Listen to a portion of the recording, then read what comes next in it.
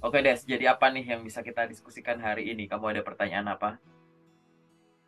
Oke Pak, sebelumnya terima kasih atas waktunya Pak. Ya. Saya merupakan fresh graduate lulusan tahun 2022 Pak. Nah, sebagai seorang fresh graduate, tentunya saya ingin bersaing dengan fresh graduate lainnya. Nah, sekarang kebanyakan lowongan pekerjaan itu lebih banyak meminta yang memiliki experience atau pengalaman. Nah, apakah saya pengalaman sekitar 1 sampai 2 tahun gitu, Pak? Apakah saya seorang fresh graduate tetap bisa mendaftar dan bagaimana cara bersaing dengan yang sudah memiliki pengalaman? Itu, Pak. Oke, itu dua pertanyaan ya buat aku ya. Bagaimana cara bersaing dan bagaimana cara melamar untuk orang yang masih statusnya fresh graduate atau pengalaman masih terbatas. Aku boleh nanya dulu nggak? Kamu punya pengalaman magang nggak? Uh, saya punya pengalaman magang 2 bulan dan pengalaman bekerja sekitar 6 bulan, Pak. Oke, kerja 6 bulan, magang 2 bulan. Oke, Ya. punya pengalaman organisasi? Punya, Pak, beberapa Oke, organisasi. pengalaman kerjamu itu berarti di perusahaan ya. Ada yang kamu nggak di perusahaan nggak? Misalkan kayak freelance sendiri, part time sendiri atau entrepreneur sendiri gitu ada nggak sambil kuliah? Kalau part time atau freelance nggak ada Pak. Tapi saya menjadi volunteer Pak. Oke, aku jawab dulu ya. Bahwa ini aku jawab dulu secara umum dulu bahwa lowongan pekerjaan yang tidak mensyaratkan pengalaman kerja yang terlalu ketat gitu ya. Dalam arti fresh graduate boleh melamar itu ada banyak. Oke. Jadi apa yang harus dilakukan? Apakah aku boleh melamar? Boleh. Tapi gimana biar kerjanya efektif? Nomor satu, cari lowongan pekerjaan yang tidak mensyaratkan pengalaman banyak dulu. Ada nggak? Ada. Kalau misalkan kamu merasa kesusahan, saranku adalah gunakan beberapa sumber informasi, jangan tunggal. Misalkan ada job portal juga jangan satu, dua, apa tiga yang memang terpercaya. Oke. Kemudian dari sosial media ada LinkedIn, ya kan? Terus kalau mau ada Instagram juga official Instagramnya perusahaan, beberapa perusahaan juga nge-share loker di sana. Kemudian dari ya grup WA aku atau mungkin ada grup-grup lain yang di lewat Messenger yang kamu udah yakin itu juga bisa. Terus langsung ke websitenya perusahaan juga bisa, akun LinkedIn. Di LinkedIn juga ada beberapa gitu ya. Jadi sumber kamu harus banyak. Kenapa sumbernya harus banyak? Karena kita nggak tahu kapan perusahaan akan rilis loker dan rilisnya di mana aja. Kadang begitu ada lowongan, perusahaan akan nyebar ke semua semua channel yang dia punya. Tapi kadang hanya akan di-share di beberapa tempat. Bahkan ada yang cuma display di websitenya kayak gitu. Sehingga ya, karena kita nggak tahu timingnya dan kapan yang sesuai dan lain-lain kayak gitu, maka kita harus punya banyak sumber. Yang pertama itu. Yang kedua, kirim lamarannya tiap hari. Kita ngeceknya tiap hari kayak gitu. Begitu udah banyak sumber dan tiap hari, tinggal kita filter dulu berdasarkan apa yang terukur di kita, yang kita pengen dulu dan yang kita mampu. Nah, berdasarkan lokernya, nanti kamu habisin dulu ya, kita cari dulu loker-loker yang nomor satu, menerima fresh graduate dengan tanpa atau sedikit pengalaman saja gitu. Itu aku yakin ada. Kalau misalkan yang semacam itu udah habis, jadi semua yang fresh graduate mulus itu udah nggak ada. Di situ tinggal loker yang mensyaratkan suatu pengalaman tertentu dalam periode tertentu, misalkan minimum pengalaman 1 tahun di bidang ini atau sebagai ini. Tapi balik lagi, kamu punya pengalaman magang dan kamu punya pengalaman kerja. Kerja plus magangmu juga ibaratnya di atas 6 bulan, di bawah 1 tahun kayak gitu. Nah, boleh nggak Kak kalau aku nyoba? Jawabannya adalah boleh. Karena banyak banget cerita dari teman-teman yang bahkan jadi sebenarnya gini ya, banyak itu loker itu gini, ada loker yang bener-bener nulisnya tuh langsung tegas, fresh graduate gitu. Jadi memang untuk fresh graduate. Tapi ada yang sedikit uh, apa ya ibaratnya longgar gitu. Jadi misalkan pengalaman minimum sekian tahun, fresh graduate dipersilahkan melamar. Nah, hal-hal semacam ini kamu juga coba dulu. Ya, kalau yang tadi benar-benar nyari fresh graduate habis, kemudian yang sedikit longgar ini kayak yang pengalaman minimum sekian, kemudian fresh graduate dipersilakan melamar itu juga habis, dan di situ ada yang minimal cuma 1 tahun misalkan, kamu boleh mencoba, oke? Mencoba ini istilahnya bukan asal. Kamu harus pede kalau mencoba itu karena nanti performnya bisa beda. Banyak kok teman-teman yang tetap nyoba ya walaupun ada pengalaman minimum 1 tahun gitu. Kenapa kok aku bilang juga boleh nyoba? Buktinya yang udah lanjut-lanjut lolos udah ada.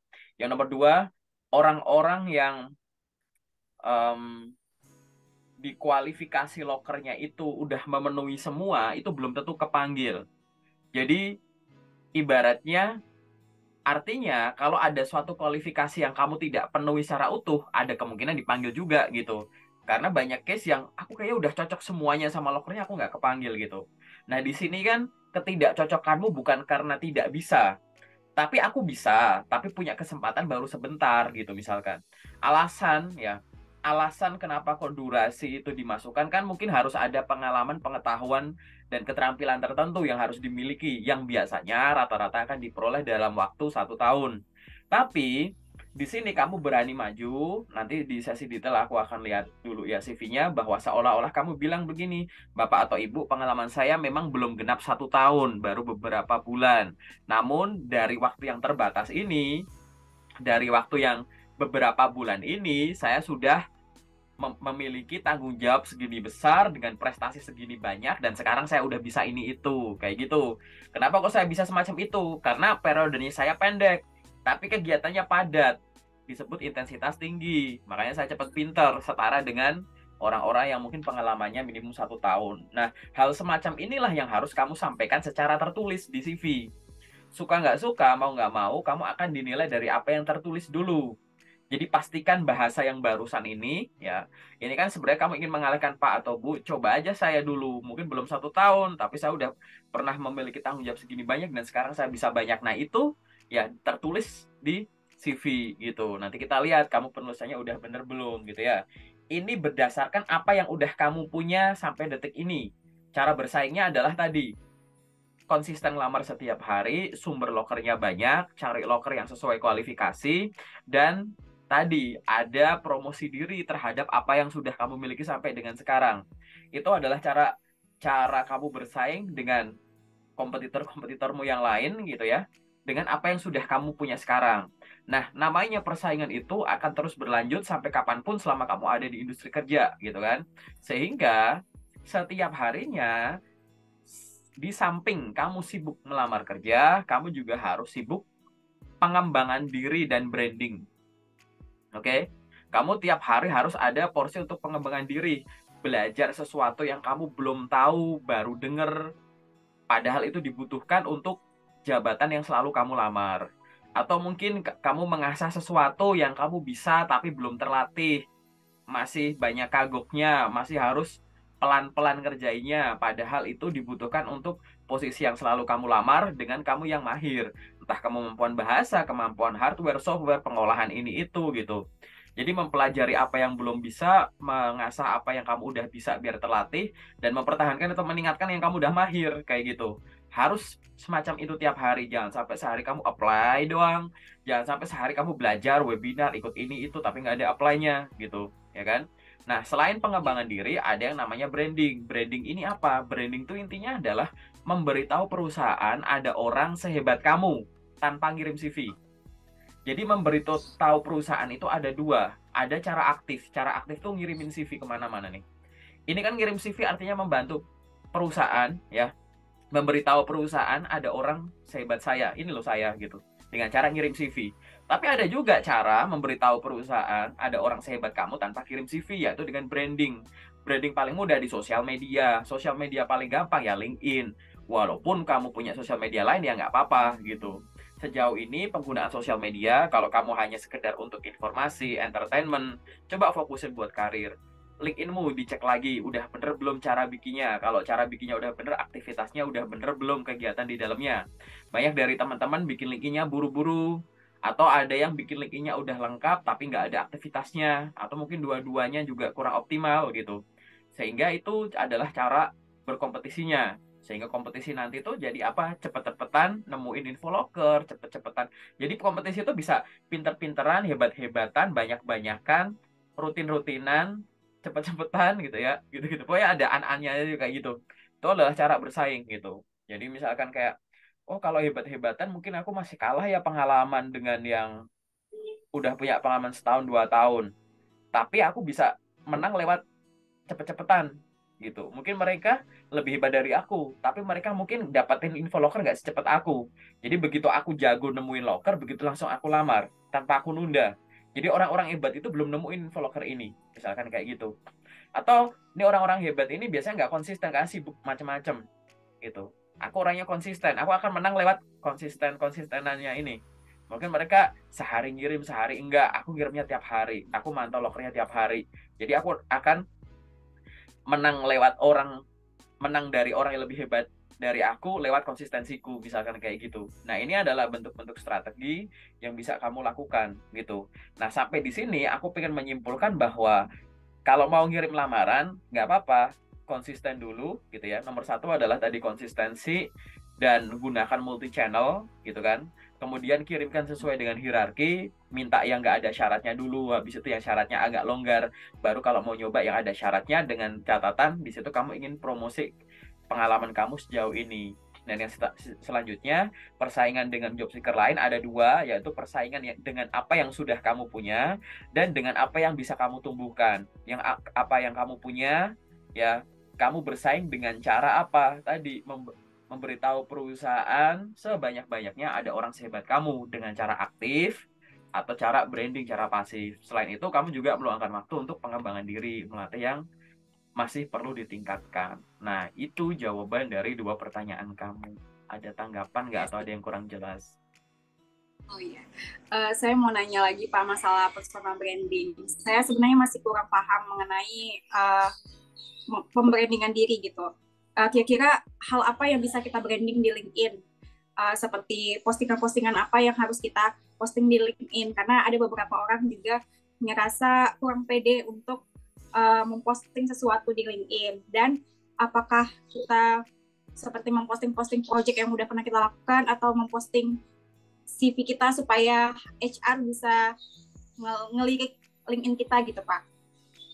Menarik ya pertanyaannya. Jadi kalau mau posting di CV itu paling gampang gimana? Satu, posting yang kamu bisa dan terbiasa dulu. Yang kamu bisa dan terbiasa itu ya apa? Ya soal bidang kamu gitu. Ya kan? Tapi apakah aku harus posting pagi, siang, sore, malam? Ya enggak. Aku sering ya pakai logika petani sama teman-teman. Kamu tahu petani, Des, gitu ya. Mungkin di sekitarmu ada petani juga. Petani itu datang ke sawah tuh dari pagi sampai sore gitu, ya kan? Kayak habis subuh sampai habis asar gitu. Katakanlah 8 jam, 9 jam.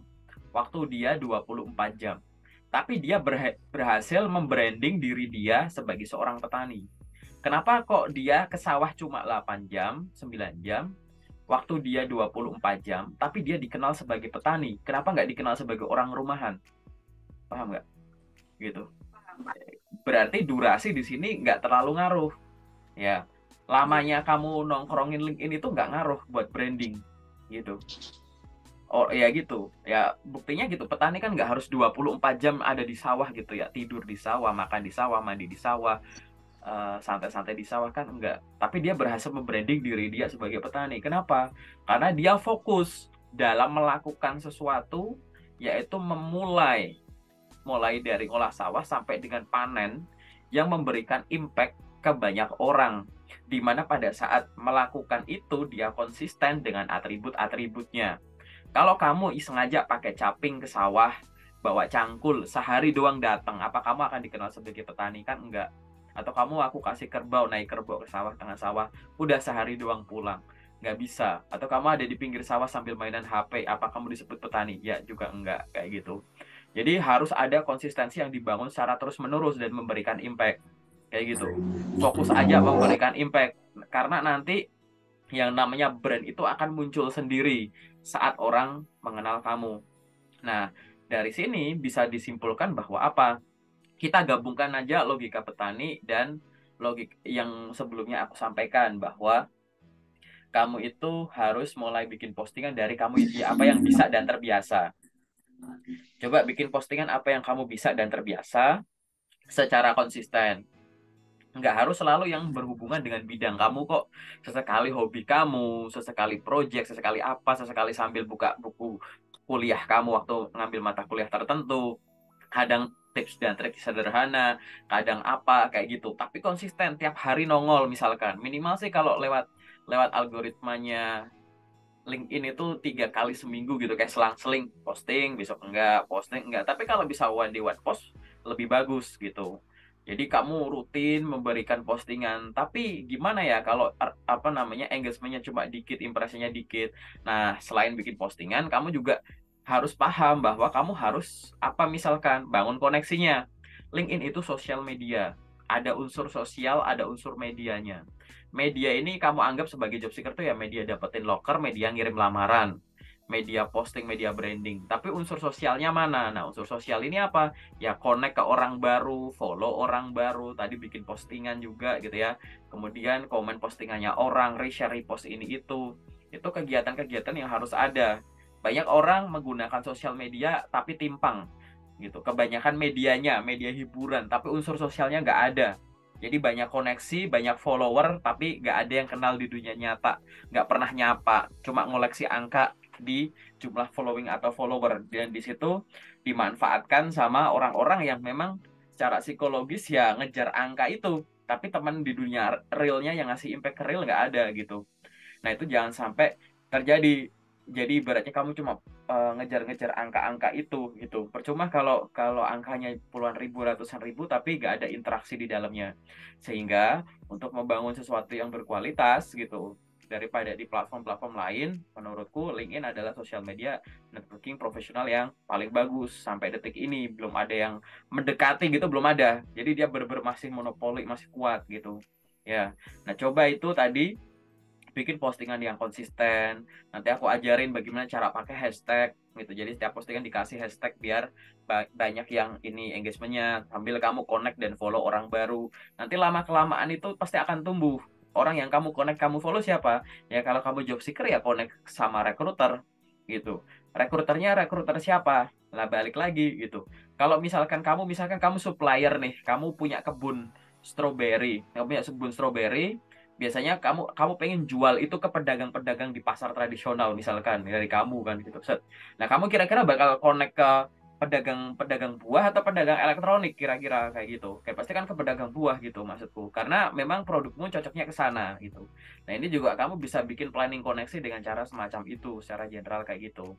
Nah, jenis-jenis postingannya tadi balik lagi, boleh yang serius, boleh yang enggak, selang-seling aja.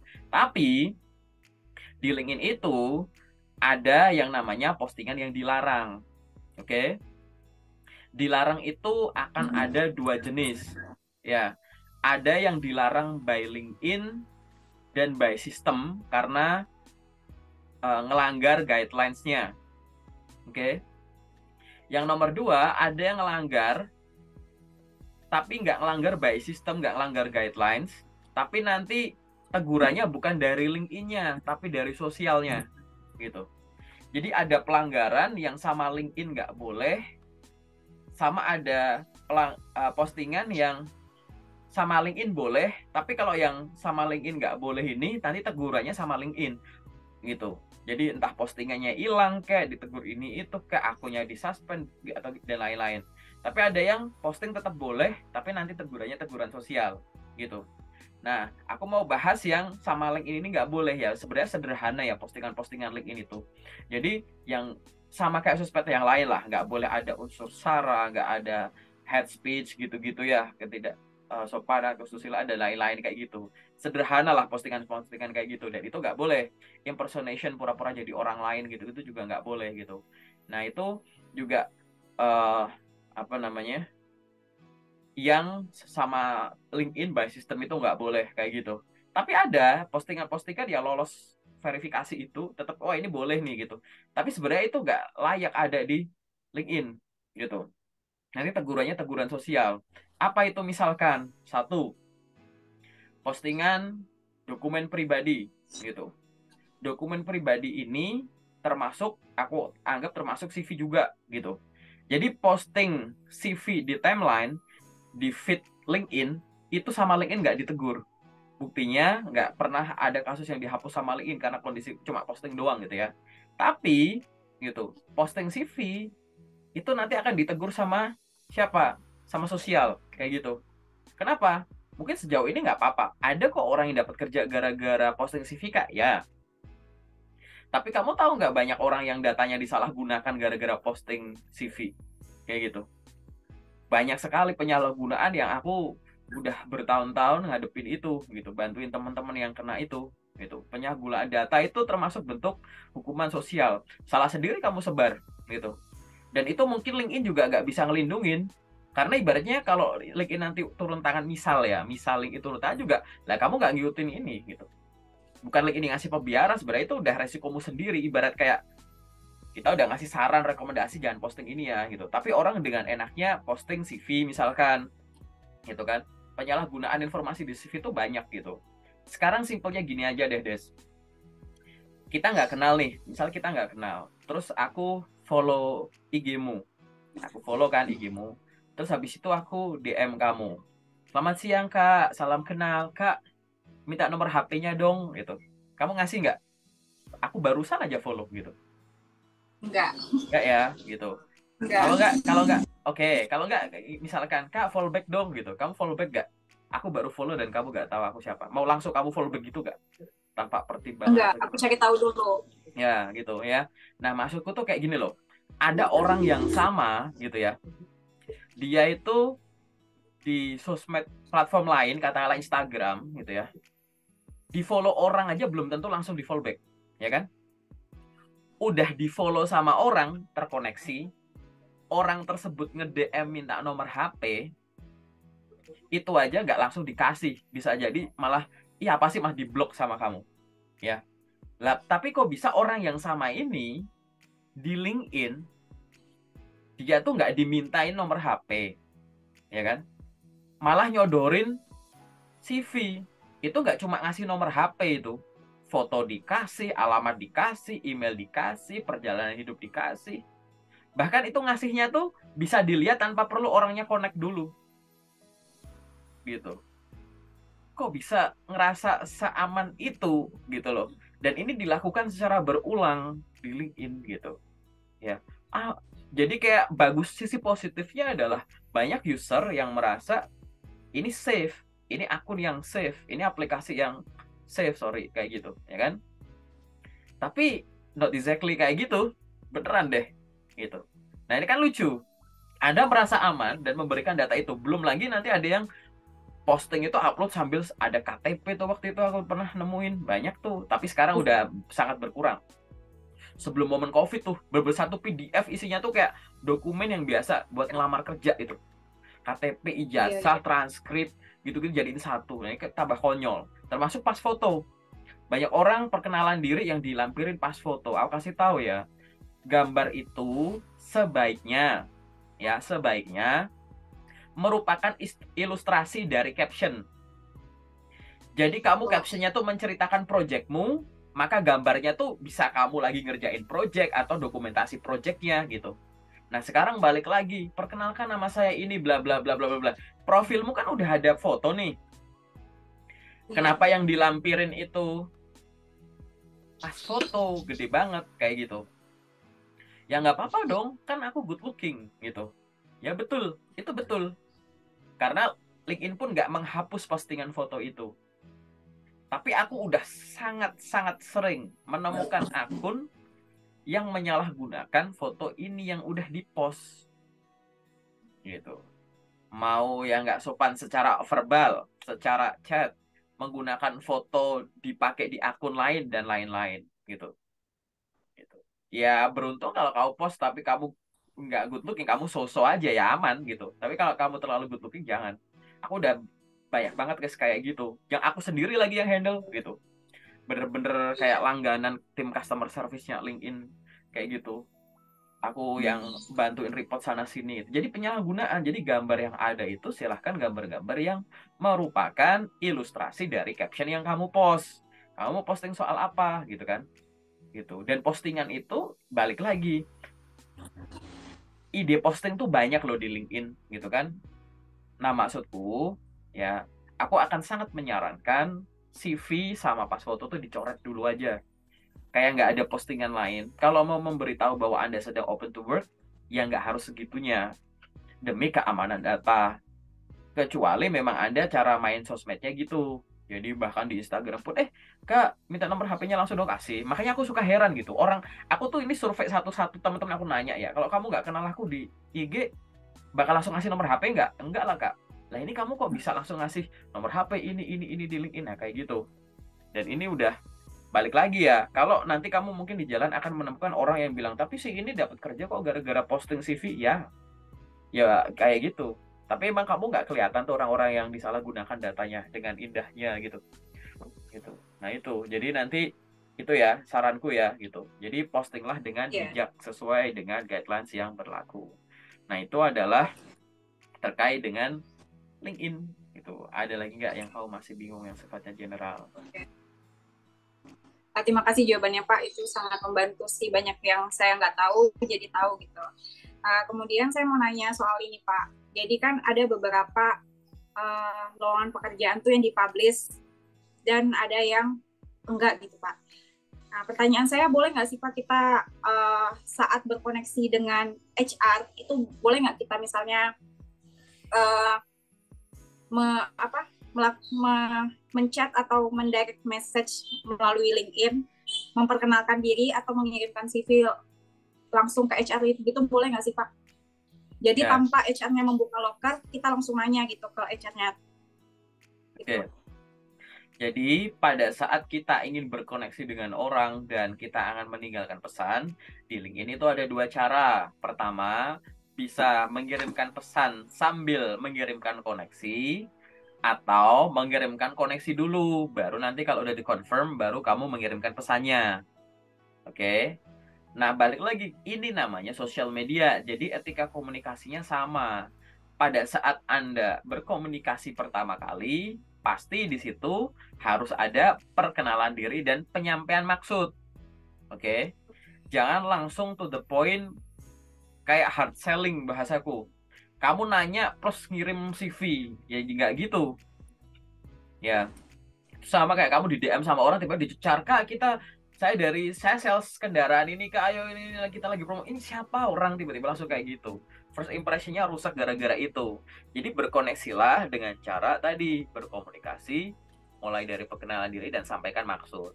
Nah, menanyakan sesuatu ini kan nggak harus langsung kirim dokumen gitu, tapi berkoneksi dan langsung nge-DM dulu boleh gitu. Banyak dari teman-teman yang takut karena aku nggak kenal ngapain aku DM, lo nggak apa-apa. Itu yang aku lakukan dari dulu, malah sampai detik ini malah gitu. Kalau aku berkoneksi sama orang siapapun, mungkin kamu masuk grup lokerku juga aku DM kamu dulu, mungkin lah ya, kayak gitu. Iya gitu, jangan salah gitu. Jadi nggak apa-apa DM aja, toh juga kita perkenalan diri, saya ini saya bermaksud untuk gini gini gini, nanti tunggu responnya bagaimana, terus minta izin, mohon izin Bu, saya ingin melampirkan CV saya sebagai bahan pertimbangan, namun apabila masih dibutuhkan dokumen administratif lainnya, dipersilakan memberitahu saya melalui akun LinkedIn ini, gitu-gitu boleh. Tapi tetap nanya juga nggak apa-apa.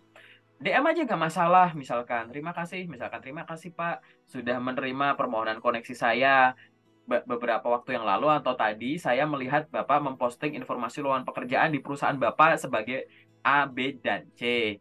Mohon informasinya Pak, apakah sedang dibuka juga kesempatan untuk menjadi D atau E? Nah gitu. Boleh nanya, nggak apa-apa gitu. Ya kan, gitu. Gitu. Mau direspon atau enggak ya nggak usah terlalu dipikir, itu kan porsinya beliaunya. Yang penting di sini kamu sudah membuka komunikasi dengan baik gitu, ya kan? Macam itu ya.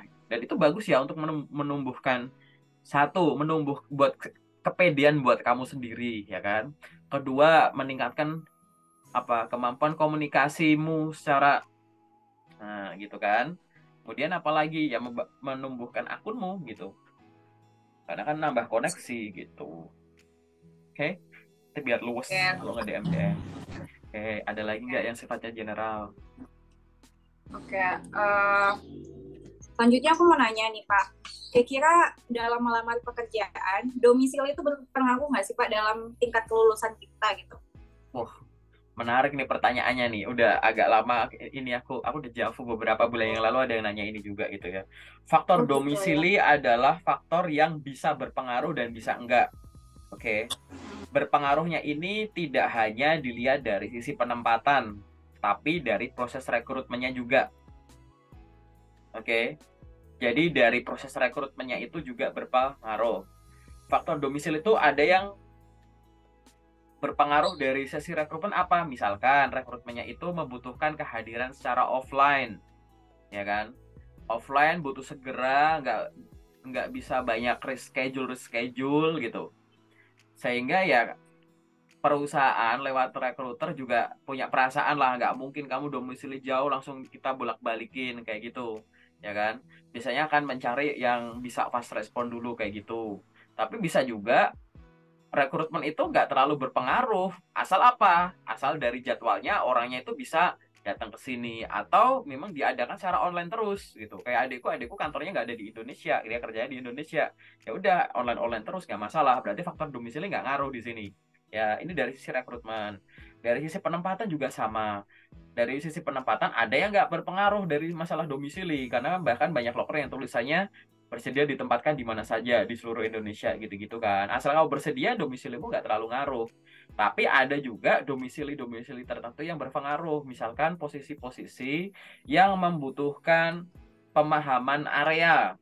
Misalkan kamu sales jualan hijab di kota A gitu. Aku sama kamu sama-sama lolos, nilainya sama bagus. Kamu berasal dari kota A, aku dari kota B gitu. Nah, ada kemungkinan akan cenderung diambil yang kamunya karena kamu udah menguasai area situ. Tahu jalan, nggak nyasar, tahu tempat-tempat rame, tahu siapa yang harus dikunjungi, banyak kenalan yang bisa digunakan untuk follow up dan lain-lain gitu. Jadi akan ada role-role yang membutuhkan pengetahuan area tersebut gitu. Ya, tapi ada juga yang enggak misalkan gitu. Nah, di sini kita lihat dulu nanti gitu ya. Kira-kira pekerjaan-pekerjaan incaranmu itu ya, itu tuh sangat dipengaruhi dari sisi domisili enggak, baik di proses rekrutmennya atau yang enggak.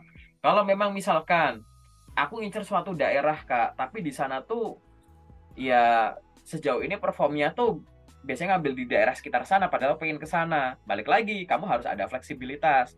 Fleksibilitasnya misalkan kamu ya begitu ada panggilan ya harus ya ini di ongkos ya jarak jauh gitu kan, atau misalkan kamu bisa stay di saudara, di rekan, atau tinggal di kontrakan dulu di kota tersebut sambil nyari di sana gitu. Terserah, itu strategi juga kan ibaratnya semacam itu gitu. Nanti kita lihat dulu lah yang hal-hal semacam itulah, itu kan kayak teknis-teknis aja kan gitu. Jadi kita lihat dulu gitu ya. Tetap ada yang berpengaruh, ada yang enggak. Banyak orang yang ngomongin domisili itu hanya dari sisi penempatan, tapi dari rekrutmen juga gitu, dilihat gitu ya. Oke, itu ada lagi nggak yang pengen didiskusikan? Ini kita diskusi sharing ya. Kalau kamu nggak setuju boleh memberikan Oke, siap, feedback Pak. karena aku sambil belajar juga gitu. Ada lagi nggak yang pengen kamu tanyain? Yang terkait domisili tadi, Pak, jadi saya pernah dengar nih dari orang gitu. Kalau misalnya kan ada tuh beberapa loker yang minta diutamakan domisili Jabodetabek misalnya gitu. Boleh nggak sih Pak, misalnya saya sebenarnya berada di Sumatera, tapi saya ubah CV saya berada di Jabodetabek supaya tingkat kelulusan saya lebih tinggi gitu. Boleh nggak sih Pak, itu termasuk pemalsuan dokumen atau gimana gitu? Balik lagi, kalau memang statusnya kamu, misalkan kamu sebelumnya, nih statusnya macam-macam nih, misalkan gini, kemarin ada yang nanya juga, kamu kuliah di Jakarta, terus habis itu Iya, kosanmu tuh belum selesai gitu, oke? iya. Nah, habis wisuda, kamu pulang dulu, tapi kosannya masih aktif misalkan. Nah, Oh, waktu iya. kamu pulang, waktu kamu pulang, ternyata ada panggilan dan kamu dokumennya masih alamat yang di kosanmu gitu, ya nggak masalah Oh, iya. gitu, karena kan memang pas lagi kayak gitu, atau kamu tinggal di tempat saudara, terus habis itu kebetulan oh karena belum ada panggilan aku mau pulang dulu gitu kan, terus kebetulan dokumen yang waktu kamu ngirim itu kamu masih stay di saudara, itu yang baru diproses gitu ya kan, terus Oke. akhirnya kayak gitu, jadi nggak pemalsuan juga ya kalau kayak gitu, itu dulu ya. Oke. Makanya kita lihat dulu terkait dengan itu udah teknis di lapangannya gitu.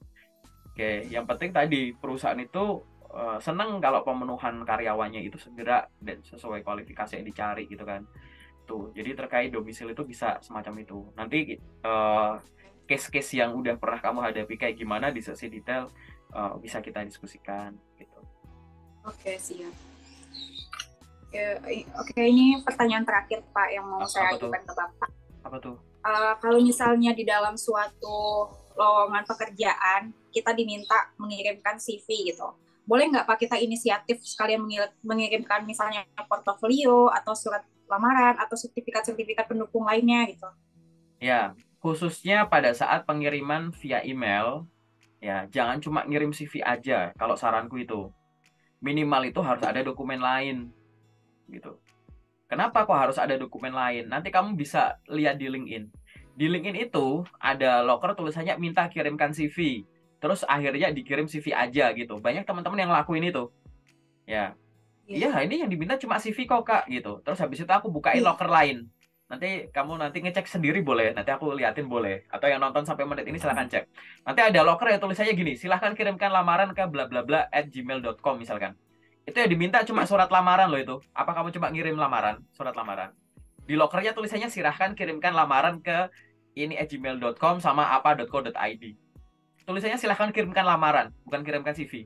Apa kamu cuma ngirim surat lamaran? Kan enggak gitu. Jadi balik lagi di situ. Pengiriman dokumen khususnya via email ya. Jangan cuma mengirimkan CV aja gitu. Harus ada surat lamaran iya itu sebagai kamu ngetuk pintu rumah itu ibaratnya kayak gitu kan. Di situ kalau perkenalan diri dan penyampaian maksud intinya di situ. Terus ada CV.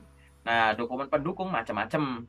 Bisa beberapa kombinasi. Kombinasi paling urutan teratas yang sering aku bilang adalah lamaran, CV, portofolio. Itu yang paling powerful menurutku gitu. Oke. Kalau nggak ada portofolio ya lamaran, CV, jasa, transkrip. Lamaran, CV, jasa, transkrip, sertifikat gitu-gitu. Tapi ingat dokumen pribadi nggak usah dikirim di awal kalau nggak diminta memang di dalam cara pengiriman tersebut gitu ya. KTP, SIM, akta, paspor, BPJS, NPWP gitu-gitu. Itu nggak usah dikirim sejak awal kakak gitu-gitu. Oke, aku jadi ingat barusan tadi kamu bilang bahwa diutamakan daerah mana gitu ya. Nanti kamu bakal banyak nemu kayak gitu.